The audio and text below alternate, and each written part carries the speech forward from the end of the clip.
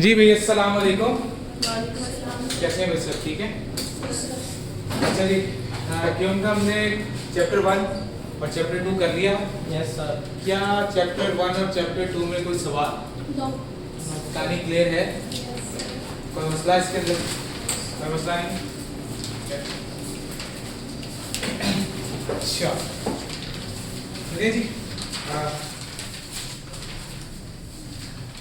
अब हम chapter number 3 शुरू करने लगे। ठीक है, चैप्टर नंबर 3 का नाम क्या है? Mathematical progression. हमारे का क्वेश्चन नंबर 6 करा दें, मुझे बड़ा मसला है। वो छूट गया था दरमियान में फर्स्ट लेक्चर में। उसके मैं वीडियो वैसे भेज अभी जो सीक्वेंस में चल रही है चीज उसको चलने दो फिलहाल। क्योंकि ये बच्चे कहाँ जाएंगे? वीडियो का मतलब क्या है? वीडियो का मतलब क्या है? वीडियो मिल जाएगी। ठीक है, अच्छा हम इसकी बात करने लगे मैथमेटिकल प्रोग्रेशन की। मैथमेटिकल प्रोग्रेशन, इसके अंदर मैथमेटिकल प्रोग्रेशन में दो तरह के प्रोग्रेशन हम देखेंगे। One is mathematical progression,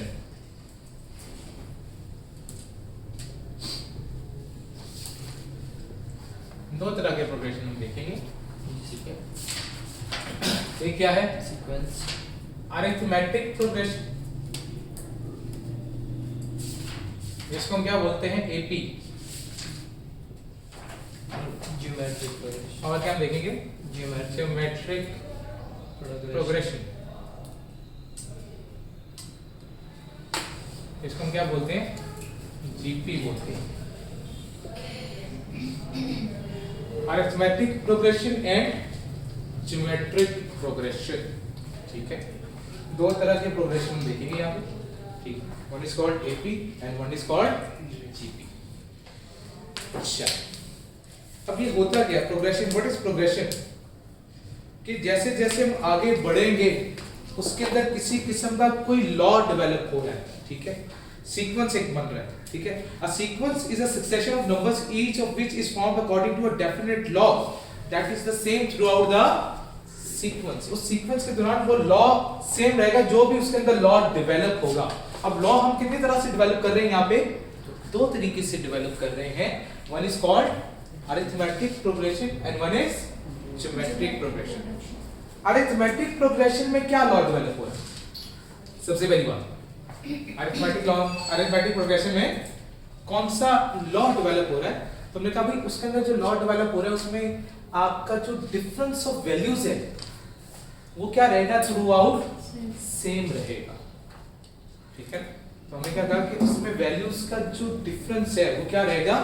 same रहेगा। लाइक फॉर एग्जांपल हमने बात की, पहली वैल्यू थी मेरी 7 के बाद क्या गया?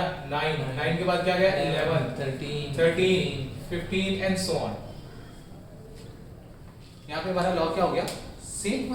क्या क्या लॉ दिखाई दे रहा है कि हर वैल्यू में क्या हो रही है? दो की एडिशन हो रही है। तो जब हमारी एडिशन या सब्ट्रैक्शन, दो काम होंगे अरिथमेटिक प्रोग्रेशन में, या सेम वैल्यू क्या हो रही होगी? ऐड हो रही होगी, या सेम वैल्यू क्या हो रही होगी? सब्ट्रैक्ट हो रही होगी। सब्ट्रैक्शन होगी तो भी सेम वैल्यू से, और एडिशन होगी तो भी सेम वैल्यू से होगी। क्लियर होगी बात? इसमें कोई मसला? तो हमने कहा जी ये जो आ रहा है कि एक सेम वैल्यू ऐड हो रही है, इसको क्या बोलते हैं? Basically difference. क्या बोलते हैं इसको? डिफरेंस। और डिफरेंस को किससे डिनोट करते हैं हम? डी से। डी का फार्मूला क्या होता है? Second minus first value. Second value minus first value. अब इस प्रोग्रेशन के अंदर वो मुझसे कैलकुलेट क्या करवाएगा? स्मॉल डी से करेंगे जी बेटा, स्मॉल डी से। ठीक है, अच्छा इस प्रोग्रेशन से वो मुझसे क्या क्या चीजें कैलकुलेट करा सकता है? One is called nth term. क्या कहलाती है? nth टर्म कहलाती है। nth टर्म यानी कि कोई सी भी वैल्यू, किसी भी टर्म की वैल्यू, यानी कि ये जैसे ये क्या है? फर्स्ट वैल्यू, इसको क्या बोलेंगे? First term. ये क्या है? सेकंड वैल्यू, इसको क्या बोलेंगे? Second term. ये क्या है? थर्ड वैल्यू, इसको क्या बोलेंगे? Third term. फोर्थ टर्म, इस तरह। तो nth टर्म किसी भी टर्म की वो वैल्यू मुझसे कैलकुलेट करा सकता है।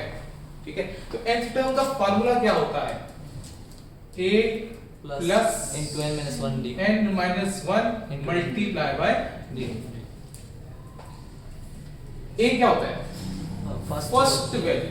yes sir a क्या है? first value first value. जैसे इसके अंदर फर्स्ट वैल्यू क्या है? 7। Seven. n क्या है? कौन सी टर्म कैलकुलेट करने जा रहे हैं, उसमें से एक माइनस कर देंगे और मल्टीप्लाई से किससे कर देंगे? Difference. d से। जी, n नंबर ऑफ टर्म्स है, कौन सी टर्म कैलकुलेट करने जा रहे हैं। क्लियर होगी बात? Yes. जैसे कि सवाल में मैं फॉर एग्जांपल कहता हूं 1 2 3 4 5, ये कौन सी टर्म है? फिफ्थ टर्म है। Yes. अगर मुझे a5 फाइंड करना है, क्या करना है? A5. a5 फाइंड करना है तो उसका फार्मूला क्या होगा? a plus 4d। एक माइनस कर दिया ना। Yes. अगर मैंने क्या फाइंड करना है? a7 फाइंड करना है तो उसका फार्मूला क्या हो गया? a plus 60। a51 फाइंड करना है तो उसका फार्मूला क्या हो गया? a plus 50 50d। Yes. ठीक हो गया ना। अगर a51 फाइंड करने जा रहा हूं तो फार्मूला क्या होगा? a प्लस 50d, क्योंकि 1 माइनस करना है ना मैंने। ठीक है, अभी मुझे फॉर एग्जांपल फाइंड क्या करना था? 1 2 3 4 5 पांचवी वैल्यू फाइंड करनी थी इस सीक्वेंस के अंदर, तो मैं क्या, मैंने a5 फाइंड करना था। a5 का फार्मूला क्या हुआ? 7 a प्लस 40। yes a क्या था? फर्स्ट टर्म क्या डाटा में? 7 plus 4 into multiply by d। d क्या है? डिफरेंस दो Difference. डिफरेंस है 4 दूनी 8 से 15 हो जाए कितना हो जाएगा? 15 15 हो जाएगा। क्लियर होगी बात? इसमें किसी किस्म का कोई मसला क्लियर है ना? जी बेटा, हमने कहा a क्या है, हमने a5 फाइंड करना था। a5 का फार्मूला क्या बनेगा? A plus 40. 40 बनेगा ना, इसमें तो कोई इतराज नहीं है। a क्या थी?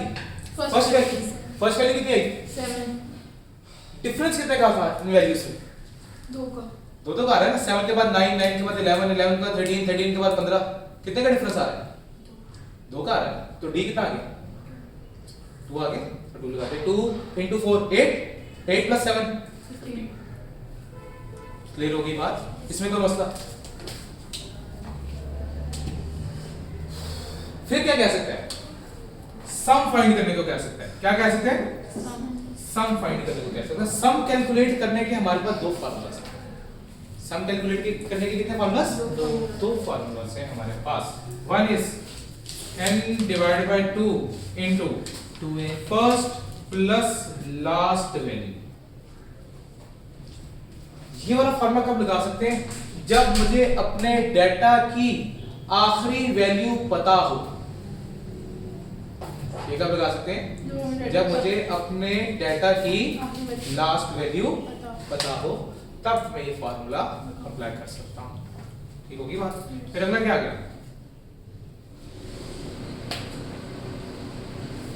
n divided by 2 into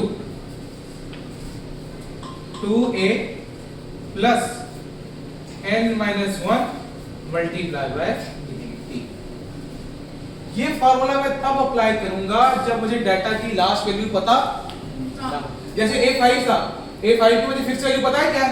Yes. इसका मतलब लास्ट वैल्यू मुझे पता है क्या है। ठीक है, फिर मैं ये वाला फार्मूला अप्लाई करूं। अगर मुझे ये वैल्यू ना पता होती, मुझे फॉर एग्जांपल मैं कहता था इस सीक्वेंस में मुझे a21 कैलकुलेट कर दो, तो क्या 21st वैल्यू पता है मुझे क्या है? yes sir 21 तब मुझे नहीं पता ना क्या है, नहीं। तब मुझे नीचे वाला फार्मूला अप्लाई करना पड़ेगा। फार्मूला ये अप्लाई कर लो, फार्मूला ये अप्लाई कर लो, दोनों से आंसर बदलने वाला नहीं. एक बार कैलकुलेटर निकालें आपका।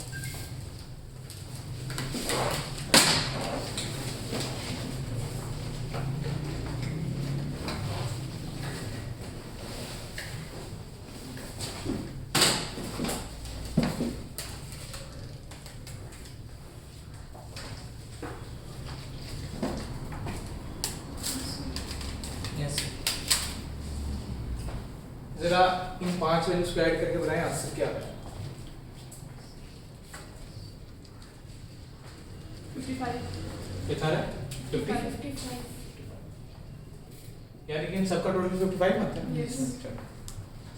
अच्छा, एक वाला मैंने क्या कहा n divided by 2 into first plus, Last. अब ये कितनी टर्म्स है टोटल? 1 2 3 4 5। Yes. तो इसका मतलब मुझे क्या फाइंड करना है? S5 फाइंड करना है। Yes. सम ऑफ 5 वैल्यूज, तो n कितना हो गया 55 5 divided by 2 into first value क्या है डाटा की, 7 लास्ट वैल्यू क्या है 15, 5 55 सर। नहीं वो तो सम है इनका, वो तो हमने ऐड करके वो तो सम निकाला है ना।